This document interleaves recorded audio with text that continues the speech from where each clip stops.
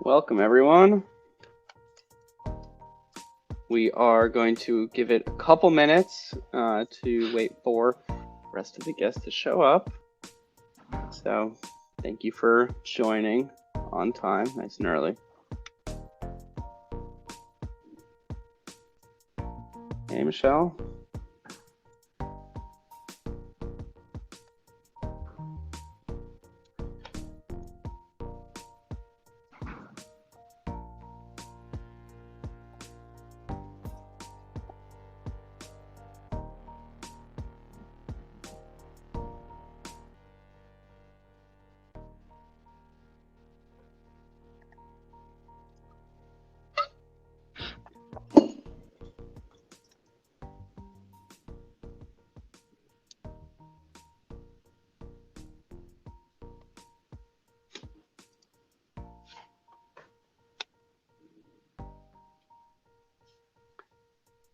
Awesome. Thank you to those who are still trickling in. We will get started approximately 5 after the hour.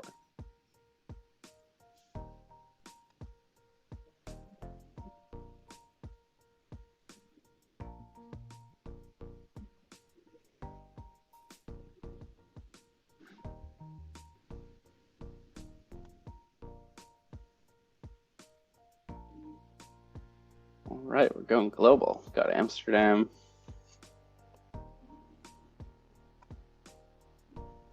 Berlin, Minnesota, Paris. All right. Very my cool. favorite cities in Europe. Scotland. Loving the unusual sunshine people are getting. Yes.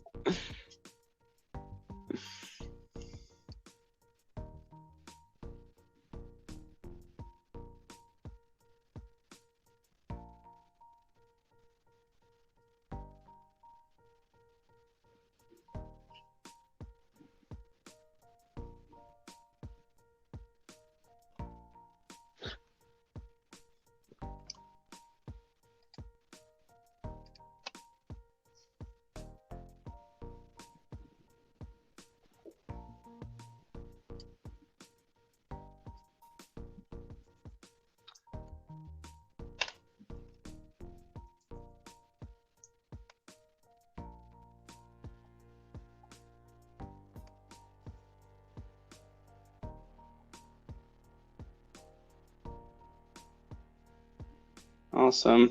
And if this is anyone's first time using the session platform, you'll notice there's some emojis down here. So feel free to react when Nash says something funny or something that you love or something that makes you want to party, smile, whatever. Feel free.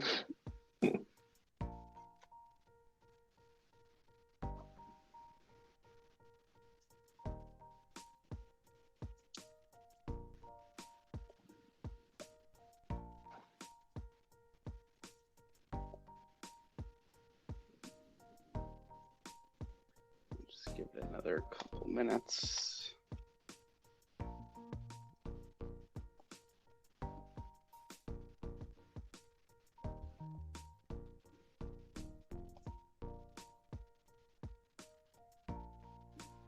See some repeat names in here. Is this anyone's second, third, fourth rally event already?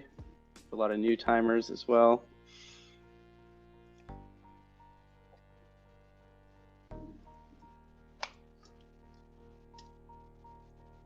Third, nice. Awesome, we'll get started in just 1 minute.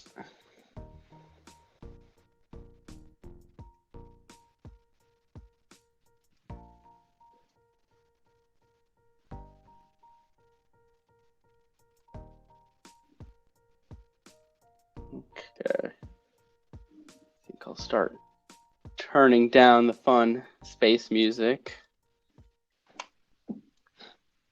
And we will move into some introductions. So thank you everyone again for joining us. Just some quick things on the Hopin session platform here. We'll use the chat for Q&A. and you can all react to each other's chats. So as we're going through and asking Nash some live questions, feel free to react to each other so we can kind of upvote and answer the questions that most of us want to hear from him about, because we've got a lot of folks in the room today. But we're going to start with some quick intros. I'm Oren, if I haven't met you yet. I'm one of the co-founders and CEO at Rally. We are building a user research CRM for research teams and their stakeholders to get access to their own users and automate a lot of the manual recruitment process. Joined with me today is Nash, our exciting AMA guest. So Nash, if you would like to give a quick introduction on yourself first, and then we will go from there and get into all the do's and don'ts of democratization. Sure. Hi. First, thanks to you, Oren, and to Lauren at Rally. It's been really fun working with you guys to pull this together. I appreciate, and I really appreciate all the effort that you all are putting into creating and maintaining community for your users. It's good to see. So I'm Nash. I am a user researcher. I sort of learned user research. I learned the craft working in agencies for about 8 years. I spent a little bit of time at Wells Fargo, and then 7 years at Dropbox, and then a year and a half at Airtable. And both at the end of my time at Dropbox and for all of my time at Airtable, I was working on democratization, setting up a solid program for folks who are not researchers to be able to do their own research, hopefully effectively and responsibly. Yes, good keywords, effectively and responsibly. That's the important part. Awesome. So why don't we start, if you can briefly explain what democratization means in your eyes, the definition of democratization. Sure, absolutely. And I think it's really key to sort of a lot of the controversy around democratization is folks define it very differently often. So I think the first thing I want to say is that my experience with democratization has been in 2 companies, both of which had sort of well-resourced, relatively mature research teams. They were both relatively mature SaaS companies, medium-sized research teams, like between 20 to 30 researchers. That includes research ops. So that's the sort of scenario in which my experience lies. What is democratization? Again, first I want to talk about sort of what it is not.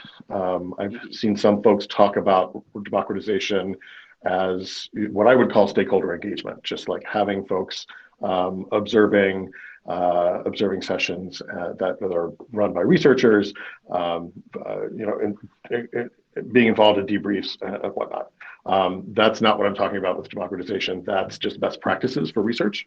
Your stakeholders should always be engaged, at least to that level. Democratization is also not research anarchy, where you just let anyone talk to any customer for any reason and call it research. That's also not what I'm talking about.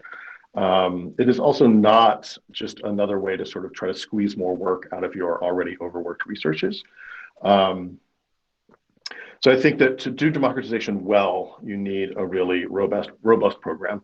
And a robust program includes sort of 3 big branches, I think: guidance, guardrails, and oversight.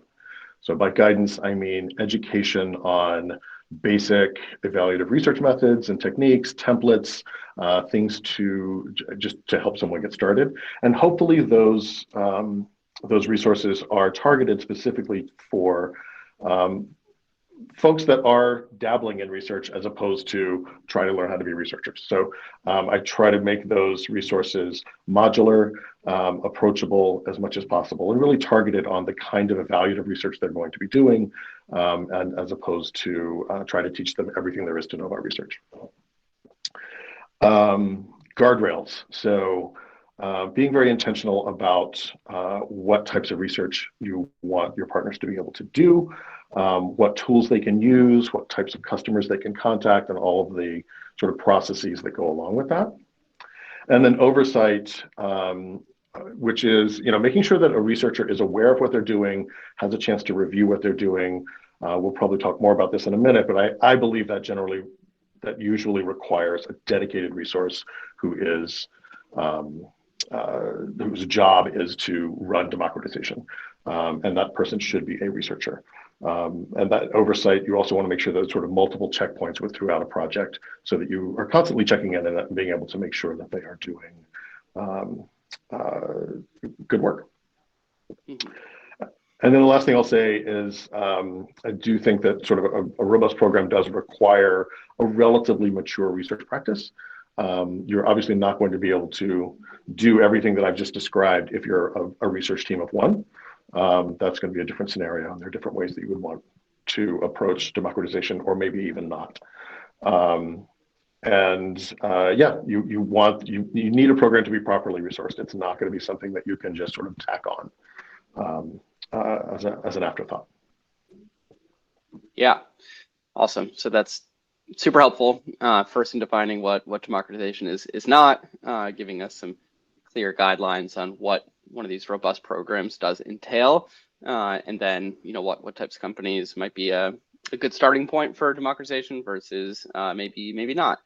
And let's address also, I think up front, some of the fears and anxieties around democratization, because as we've all seen on LinkedIn and Twitter, there's some very fiery debates that go on the topic. So why are there fears? Why are there anxieties? And what can teams do to start addressing those? Sure. Those fears are perfectly natural and really healthy, frankly. So, any researcher who's worked with stakeholders knows that stakeholders don't necessarily understand research or how it gets done, or what kind of rigor is necessary. So of course, the idea of allowing folks who probably don't really understand research as well as we do, handing the keys to them is scary, and it should be. People are afraid that they will just do poor research, right? That they will use leading questions and draw the wrong conclusions, right? There's also fears, and we'll talk some about how to mitigate those things. There are also fears around overburdening your research team, right? My research team is already overburdened. How am I supposed to also support another 10 or 100 people trying to do research? There's just no time for that, right? One that we frequently hear is that there's this fear that if we teach others how to do research, they won't need us anymore. What are we for? That is the one fear that I think is actually not justified. In my experience, almost literally every person I've ever worked with in a democratization setting in my programs, at some point they say, I have so much more respect for what you do now. I really understand why we need you, right? That's what's been really, that's just really clear. Like they understand so much more about why they need us after going through trying to do it themselves.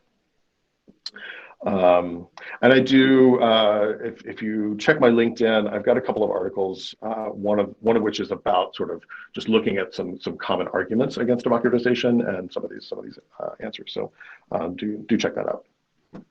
Yeah, we'll definitely link that in the recap, so everyone Great. can go find that. So it's not all doom and gloom, right? There's some benefits. There's some benefits as well. So let's talk about why a company might want to consider democratizing. What would be the benefits of that? Yeah, absolutely. It is work to set up and to do, but there are reasons you would want to do that, and good reasons. Hopefully, I think first off, getting more people in your company with direct exposure to customers is always good. Which isn't to say they couldn't do it poorly, they certainly could, but the more sort of face time people have with real customers, the more likely they are to be thinking about real people when they are making business decisions, when they are designing products. A democratization program also gives you the potential to just get more evaluative research done. At least in the companies that I've worked in, usability is something that I believe should be done on every feature that goes out. Everything that's new should be tested in front of folks just to see how well it works. But it doesn't get done, right? Because there's just not time. A proper democratization program can set you up to be able to accomplish more of that kind of valuable research that sometimes does not happen. And then I think the other really big benefit is that it frees up researchers to work on more strategic research, the kinds of big research questions and problems that we would never expect our partners to be able to do, and that our researchers are often really, that's where they want to spend their time most of the time. And they're often pulled away to do usability and evaluative testing, which I believe in a good program, we can help other folks do and leave our researchers more time to do to address the bigger questions. Mm-hmm. That's great. Now just going into maybe some of your history leading these programs at Dropbox and Airtable, would love to hear some of the impact that a robust democratization program created. What did that lead to internally? Mm-hmm. Sure. I'll talk about Dropbox first. When I was there, I was able to consult on about 100 projects a year. So I always looked at that as that's 100 projects that either would have gone out without research or would have had to draw more time away from the research team. So that in and of itself feels successful to me. That we're getting a lot of projects done. I mean, the things that I've just talked about, really, right? So, like all of those people that were involved in those programs learned a lot about what research is, how important it is, and they learned a ton about their customers and how those customers interact with whatever specific features they were working on. Yeah, I mean, I think those are the big ones. Yeah, I love it. So obviously, a lot of companies have kind of varying degrees of democratization. Let's say sometimes when a researcher comes in, the whole design and product team are already doing their own varying degrees of research. Sometimes the researcher comes in and nobody's done any research. So in going into a new organization, how do you think about starting this process and kicking off a real program? Yeah. Again, I think there's a big difference between walking into a mature research program and walking into being the first researcher, right? My experience is the former, where there's already a research team in place. There are good professional researchers there doing good research, so in that scenario, I'm looking to understand the lay of the land, right? Understand what's the relationship between partners and research at this point. Where are the gaps? What are the things that our partners are looking for that they aren't getting yet from research? And what does research want to be able to do that they aren't able to do yet? And then it's every company's a snowflake, so it's hard to say blanket statements on how to get started. But what I always try to do is find some place where I can give some immediate value, and then grow the program from there. So at Airtable, for example, we didn't have any unmoderated tools yet. So I just set up to be able to help folks do moderated sessions, so that there was something I could help them do right away while we built up our tool set. Perfect. Awesome. And I know we discussed a lot about being intentional, developing principles, and defining North Star for a democratization program. Do you want to flesh that out a little bit more and kind of explain how you went about that process of working with stakeholders and leadership and all the different pieces that need to come into play? Yeah, sure, absolutely. That intention is really important, right? So again, every company is a snowflake. So what are the immediate needs in your company? Where are the gaps? And what do you want democratization to look like in your company, right? You want to make sure that your research leadership your research team is on board with what you're doing, that they are aligned. They understand what your goals are, what you're trying to get done, and that they see the value and how it's going to help them. And you also need to, you're going to be asking folks who are not researchers to take on a research project, right? That's a lot. It's a second job, right? It could be a second job. So one of the things that you want to be able to pay attention to is just trying to make that a turnkey process as much as possible, right? So one of the things that we did at Dropbox is a rolling research program where we knew we were going to have users coming in every other week. And there was a program that people could just sign up for. We knew every other Wednesday there were going to be users to talk to. We gave them templates, made it as easy as possible to slide into that and say, you're going to have 15 minutes with 5 different customers. Here's how you plug into that. You really also want to make sure that you've got leadership alignment as well, if at all possible. You may or may not have that luxury, but give it the effort, because when those product designers and product managers are being asked to do what feels like someone else's job, they're going to need some motivation to do so. And if you've got, if the head of product or the head of design is behind them saying, hey, we really think this is important for you, and I want to see you doing this, that's a lot of motivation, and that can help as well. Another thing I'll say is pilot everything. You do not have to launch your entire program at once. Work with one team first to get your processes in place, and refine as you go and sort of grow a little bit at a time as well you can. Awesome. Cool. We've got a couple of Q&As that are coming in, so we'll try to address a few of these first, and then kind of go back to any other questions that pop up. But I know you had mentioned, obviously, you have most of your experiences at more mature organizations that you've come into. Someone has a question here on smaller teams of one, very small research teams, and Red here is explaining that she feels that it would be a great place to build out this type of program because a single researcher can only do so much in any given quarter.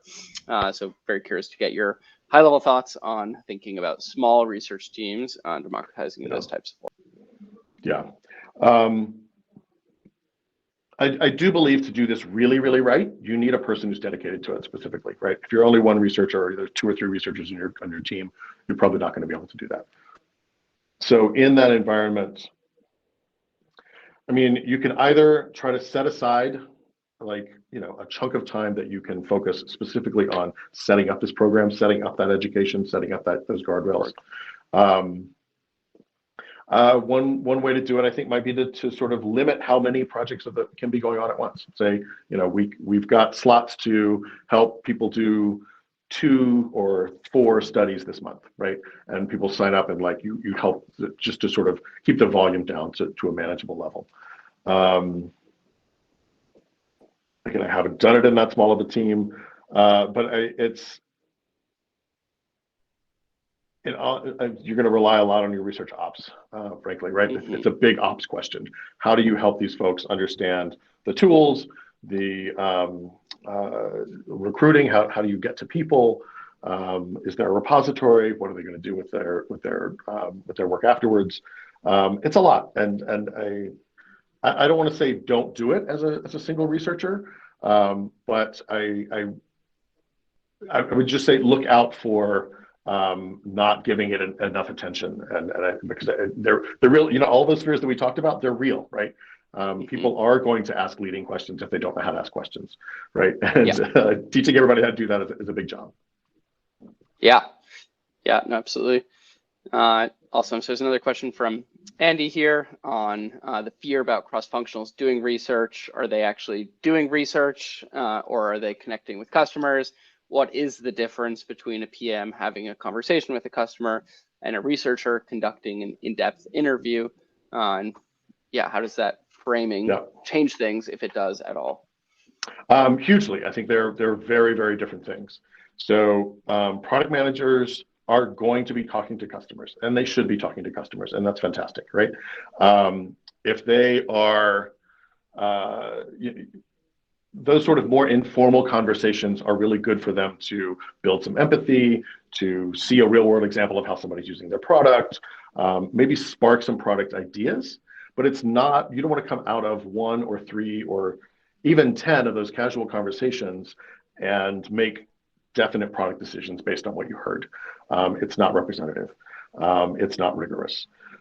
Research done by researchers is much more rigorous. We know how to ask questions. We know how to analyze that data. We know how to set up a series of interviews in a consistent way, so that we're getting consistent data, and how to write those things up responsibly. Your partners are not going to have all of those tools. So there is often this confusion, right? Product managers have a customer conversation. It looks and feels to them like when they watched a session once, a research session once, and so it feels like they can just do it. So I think that's a big piece of the education that you need to do, actually, is helping folks understand, the difference between a customer conversation and rigorous research. Yeah. Awesome, super helpful. Another question here from Sonia on what challenges have you encountered with building an understanding of research ethics for stakeholders who aren't from research backgrounds? So thinking about things like consent and privacy. Yeah, part of this, a lot of this is about just having good ops in place, right? Whatever your researchers have to do in terms of getting consent, make sure that that process is as plug and play, as turnkey as possible, so that somebody can jump in and do that. You want to, whenever possible, create not obstacles but gates, right? You can't get to the next step of this process until you can show that everybody signed a consent form, for example. Again, you're not going to be able to, you're not doing this research yourself. The way they ask their questions is not going to be as great as the way you do it. But hopefully you have had, I will say, this should be a requirement. A researcher should have gone through those discussion guides before any session takes place, and make sure that the questions are at least on paper are phrased correctly, so that hopefully the data they're collecting will be relatively solid. Yeah, awesome. I think this connects nicely to a question that Crystal had here about entering a more mature research org that also allows for designers and product managers to do research, but doesn't yet have this concept of guardrails and oversight and guidance in a full-fledged democratization program. Yeah, I've talked to a few people recently in this situation where they've just started at a company where everybody talks to users, and fantastic! What a great place to start. You don't have to convince people that talking to users is important. But you want to bring some rigor to the process. What you don't want to do, I believe, is become an obstacle, right? You don't want to become a barrier to people. So what I would advise in that situation is to look for ways to simultaneously make that process easier for them. Set up a rolling research program, for example, so that they don't have to worry about the recruiting. That part will be done. There'll be 5 people here on Wednesday. So do things to make what they're used to doing easier. And, as you do that, as they interact with your program, that should give you opportunities for oversight as well, to be able to give them some feedback on what they're doing. And I think throughout in any democratization program, one of the key ways, and I think the best way to help people learn, is to I like to let them create their discussion guide, create their research plan first, let them do a draft, and then I'm going to go through that. I learn what they learn, or what they know, right, and what they don't. Like how much do I need to oversee this particular person? Do they have any idea how to talk to customers, or not? So it's good for me to understand that, and then it also gives me an opportunity to teach lessons, right? So they've said, do you like this? And then I can I can rephrase that to, how do you feel about this? And explain to them why. And so like that explaining why is where you really start to see light bulbs go off, and they're like, oh, right, that makes so much sense. And the next time they come through, they will have written those questions in a much better way. Mm-hmm. Awesome. So yeah, lots of kind of meeting people where they are already, and helping them, kind of smoothing that path to a better future. Yeah, yeah. Specifically for Crystal's question, it's really about finding ways to make it easier for them, so that they will engage with you, and you can give them all the extra things that they don't know they need. Yeah, awesome. So another question we've got here, Katya's asking, how do you feel about designers testing their own designs? And I guess this could go also for anyone that's testing something that they are doing or building themselves. Yeah, that's probably what's going to happen most of the time. It's going to be hard. It's hard enough to get a designer to test their own designs. Getting a designer to test somebody else's designs is going to be even harder, right? So that is what's going to happen by default. And so I think you just want to give them in the education as much. You want to help them understand to be objective, how to take their ego out of it as much as possible, how to be open to new ideas. It's coaching, I think. I don't think that there's, unless you're in a giant organization that is really investing in research, I don't see a way to avoid that happening. So you just want to give them the best tools that you can to help them mitigate their own bias there. Yeah, and on that point, any quick tips on helping people mitigate bias? Remove the ego, anything that has worked for you in actually accomplishing that for people who do research? I'll say I feel like most of the times that designers are coming to do this, they're not doing it under duress. They're doing it because they want to hear, right? They want to learn how customers interact with something. So I think I've worked in some really solid organizations. For me, it has been basically enough to give a little coaching around this. We haven't needed to do more than that. I'm sure there are a lot of organizations in which you might need to, but I think it's that oversight piece, right? It's being able to check in over and over again to help them mitigate that bias, to help them see through ways to ask questions in a more open way, and therefore hopefully step back from what they really want to do is choose between A and B.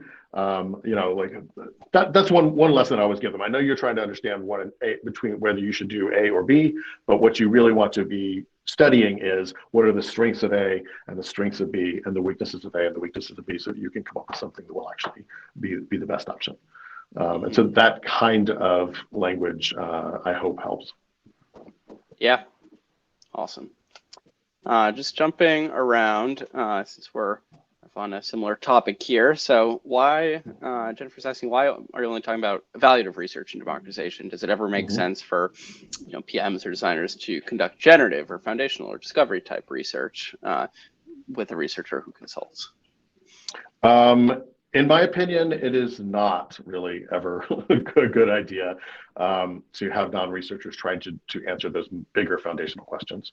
I think research democratization, I think the sweet spot for democratization is evaluative research. That's usability, maybe some simple concept tests, language testing. And the reasons for that are a couple. One, it's a smaller N, it's a smaller data set, right? For a usability test, you're going to talk to 5, maybe 10, maybe 12 people at the most. It's a smaller set of data. Analysis, you're going to have people who are not used to analysis, so not used to that synthesis process.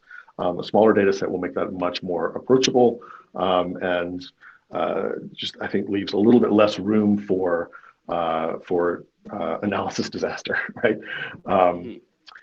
And I think the techniques involved in evaluative testing are a little bit easier to teach, I think.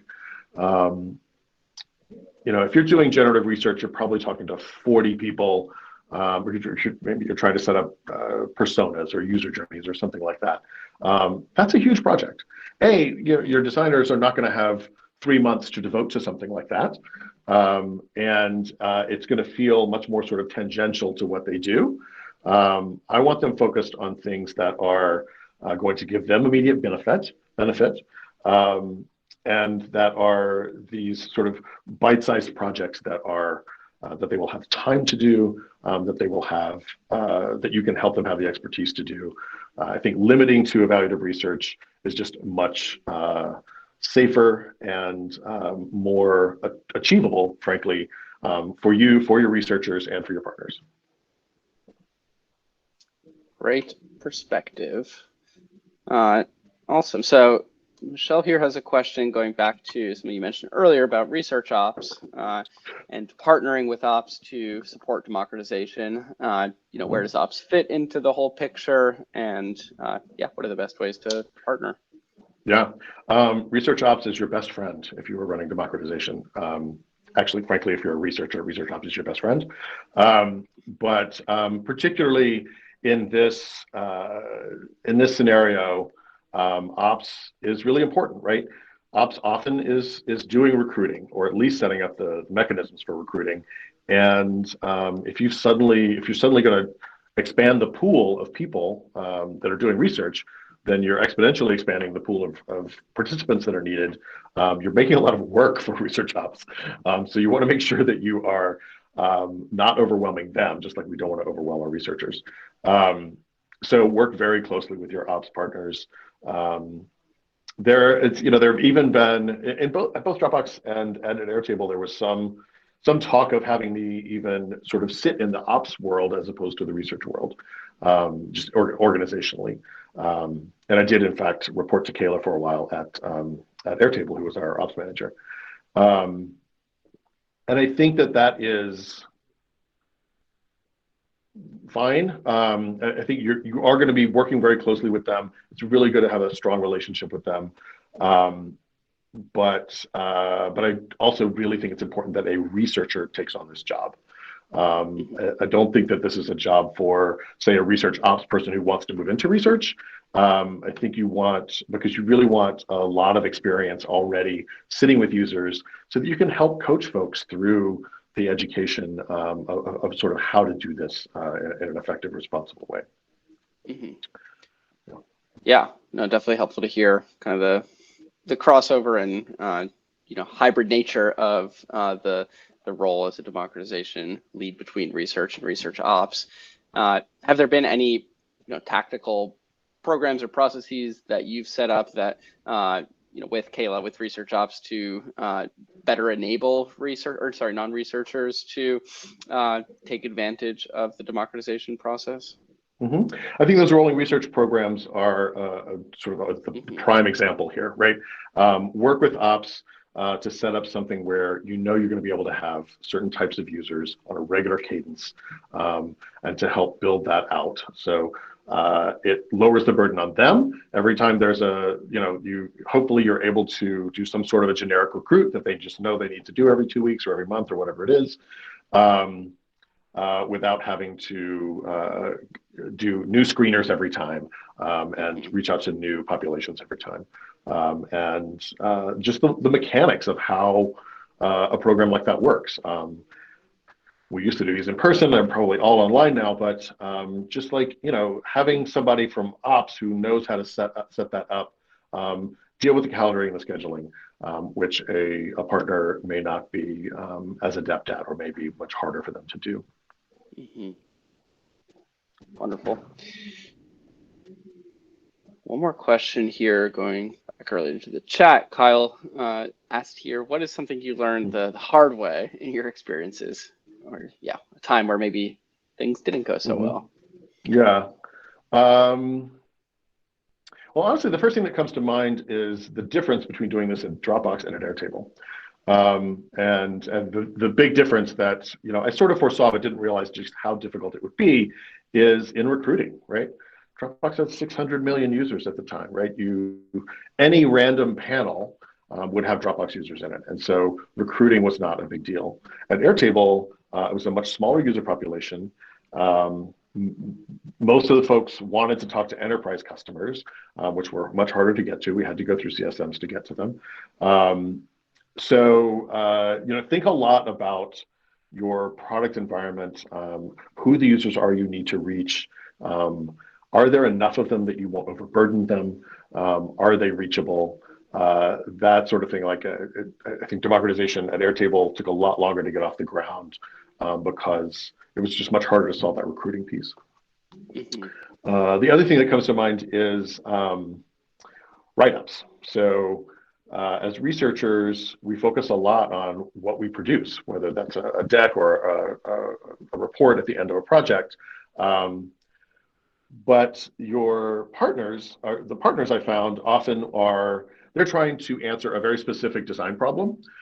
They go through all of what feels like a lot of rigmarole to them sometimes to put together a research project. They do the interviews, or they watch the unmoderated videos, whatever it is.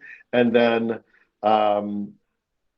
they know, okay, it's A, not B. So they're ready to go, and they don't want to spend more time writing something down, making it some sort of a report. So, give them templates to make that as simple as possible.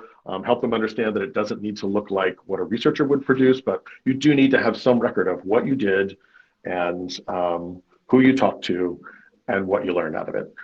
It can all fit on a page, hopefully, because hopefully we're talking about very tactical decisions.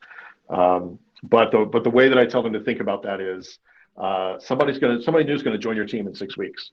They're going to need to understand how you made these decisions so that they aren't repeating this research, so they aren't asking the same questions, and without just documenting what you did, you're really disadvantaging them and the rest of your team. Yeah, wonderful. I flashed up this other question from Red because you started answering it in the process as well, all about synthesis and readouts.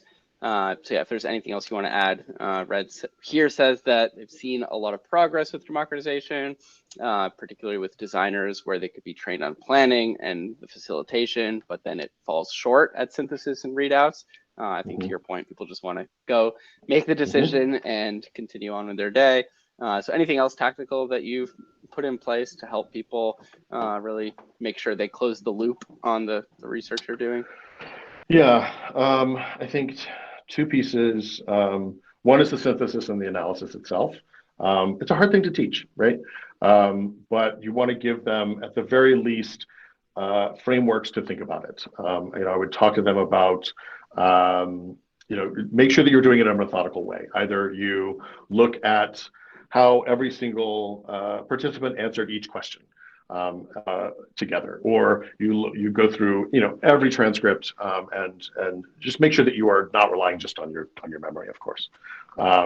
Give them some just a basic foundation for how to approach it in a systematic way. I like to give them some options because it's often different for different types of projects. And then readouts.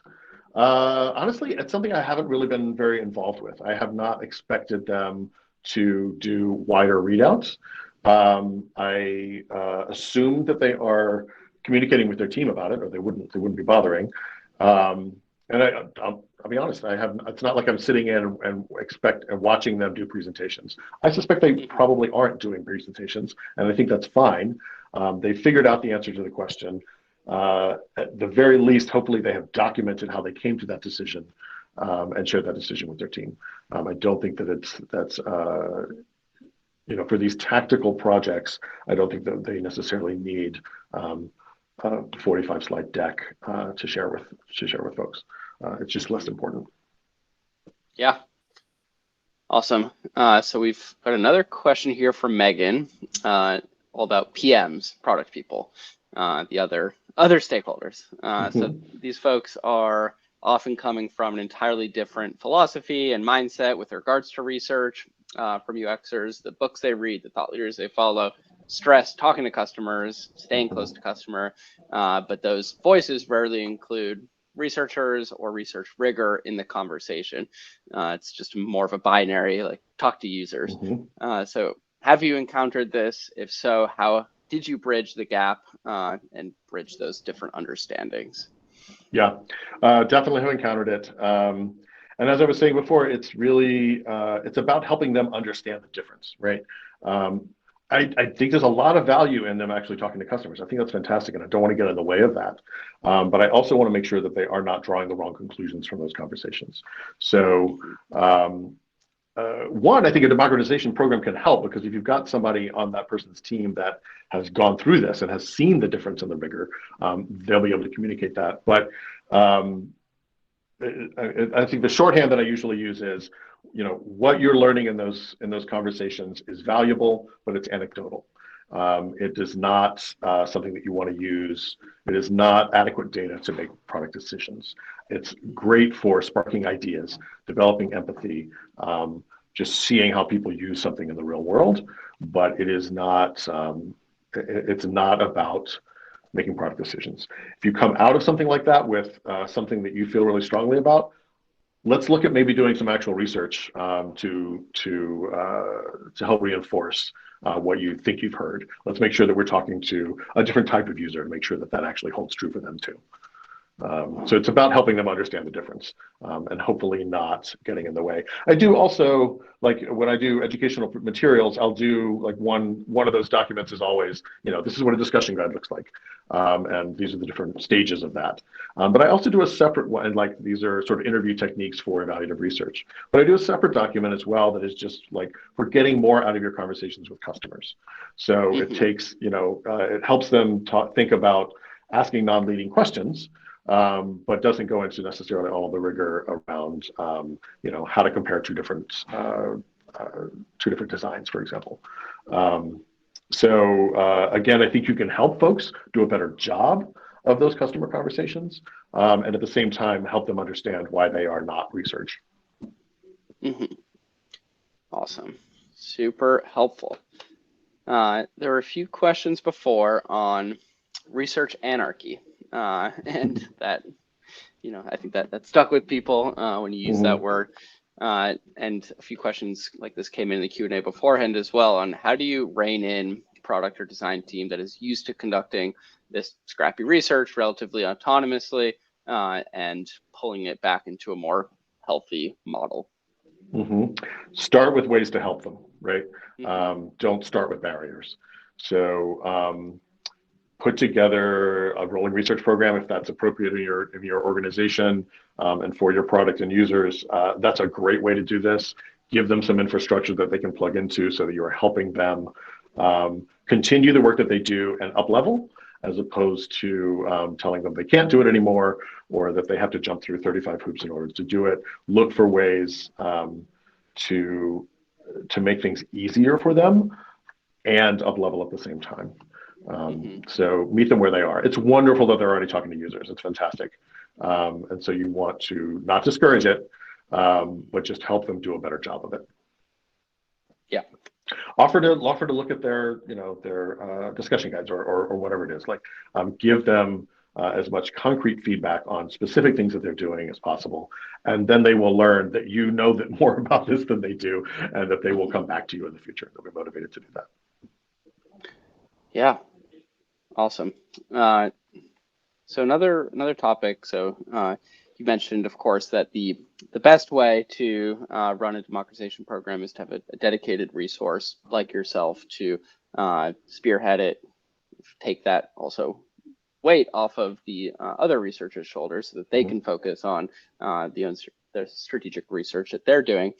In both of your past organizations, there's obviously been a role for this. How have you seen companies or people make the case for a democratization lead? What have been some of those key things that have been pitched to leadership about building this role? Yeah. So at Dropbox, I worked with my manager at the time, Aruna Balakrishnan, around just putting this together and pitching it to our director of research. And we focus very much on sort of what it would help the research team do, that it would, help take some of the burden of so frequently these evaluative projects end up being last minute. No matter how good our quarterly planning is, somehow there's always something that's, oh no, we're going to release this in 2 weeks and nobody's ever seen it. That always is going to happen, and it always pulls people away from pulls researchers away from those bigger projects that they want to be focusing on. So focus on what this role will mean for researchers and how it will help them do more strategic work and be more influential in the organization. Yeah, that's how we focused the argument. Yeah. Amazingly, when I went to Airtable, one of the primary reasons I went there is that Andy, who was directing research there, and I think is on the line today, had already made room in his plans for this role. So, kudos to Andy being a visionary there. I would love to see more organizations making room for this, because I do think that it can be quite valuable. Awesome. Yeah, we'll definitely have to check in with Andy about that that mindset. Wonderful. So another topic that we chatted a bit about before this was on the importance of tooling and finding the right tooling for democratizing research. So can you share a bit more about how you evaluated and implemented different research tools for non-researchers, maybe how you also partnered with ops to do this? Sure. So one of the things, we've been talking about research, but not very specifically. Like, one of the good ways to get folks involved in research is through unmoderated research, right? So using tools like user testing or user Zoom or something like that. Maze, there's a bunch of them out there. But when you're going to run a democratization program, one of the things to keep in mind is just how learnable that tool is, right? At Dropbox, we used user testing, and we transitioned to user Zoom when I was at Airtable. And the nature of the tools did very fundamentally change the nature of my program. So user testing, I think, was a little bit easier to get in and learn, and sort of, I could let them do the coding themselves. When we moved to user Zoom, though there were more capabilities, it was not as easy to learn. And when I found myself, when I was trying to write up like sort of a guide to how to use user Zoom, I realized I just need to do this coding myself for them, right? When you knew the tool, coding wasn't that big a deal, and so it was simple enough to do. But that's just sort of an extra level of, frankly, a lot of research tools are not very user-friendly. And if you're going to do a democratization program, that matters more. So that's a big piece of it. About with tools is, are there built-in guardrails, right? So some of these tools will have a process, an approval process built in. So you could give someone access to the tool, let them build something, but they can't physically launch it until they get approval from a researcher. Those kinds of guardrails can be really, really helpful, and it's a good thing to look for in tools that you're going to use. Yeah, awesome. So things that are very usable, easy to teach the non-researchers, and that have those guardrails built in, so you can rest easy that the folks who are in there are not doing anything that you wouldn't want them to do. Wonderful. Just going back here, we have another question from Kate on earlier. You had mentioned this whole concept working really well in a mature research team. What are those indicators or things that a research team should have in place before starting a research democratization program? Great question. I think one is just size, right? You have enough people that you can dedicate a person to this. Or, maybe it's 2 people and they have time, or whatever, like whatever works for your organization. But like, if you're just 1 or 2 people, it's going to be hard to do. I think I would be wary of doing this in an organization where your stakeholders really don't understand research, or they really aren't bought into the value of research. I think doing this successfully requires partners who care about research, want to, that they're in a place where they want more research. If it's something that you're still trying to convince them that talking to users matters, it's unlikely that they're going to go through all of the effort to do this on their own, even with your extensive help. Yeah, I think that's basically it, really, right? You need to have enough capacity on a research team to be able to address it, and you need a healthy enough relationship with product development that they understand research and that they understand that they do in fact want to do it. Mm-hmm. Perfect. Awesome. Well, this has all been super helpful so far, Nash, super insightful. We've got just about 5 minutes left. If nobody has any more questions, we can kind of quickly wrap up and recap some of the big takeaways or points.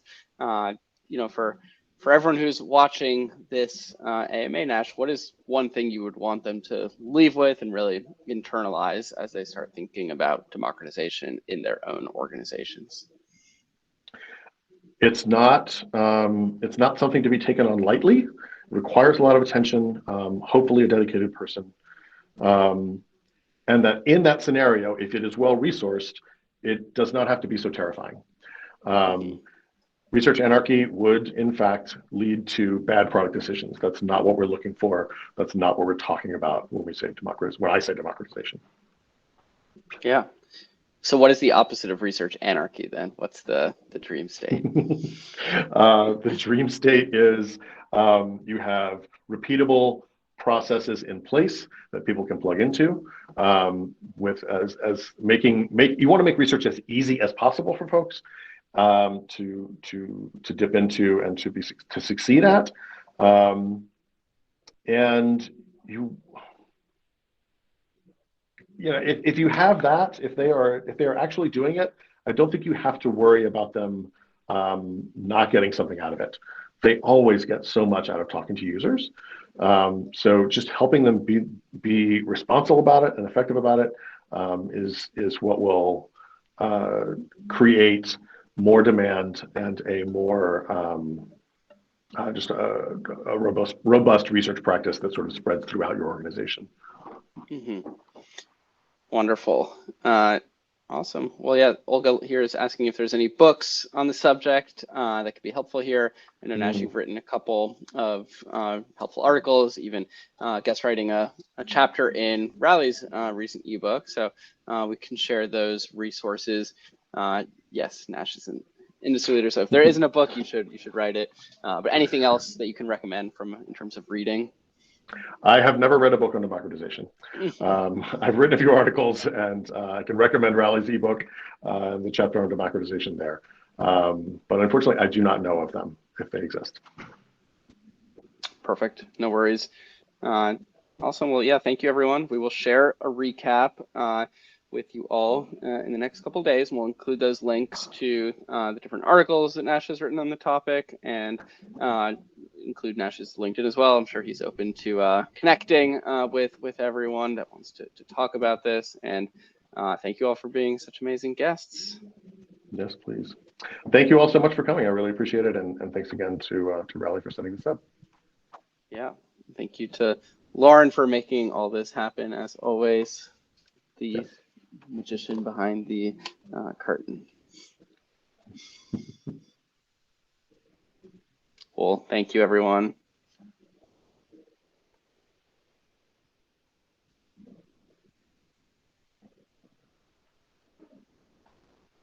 Okay. All right. I'm going to close it out now. Have a great rest of your day, everyone. Bye.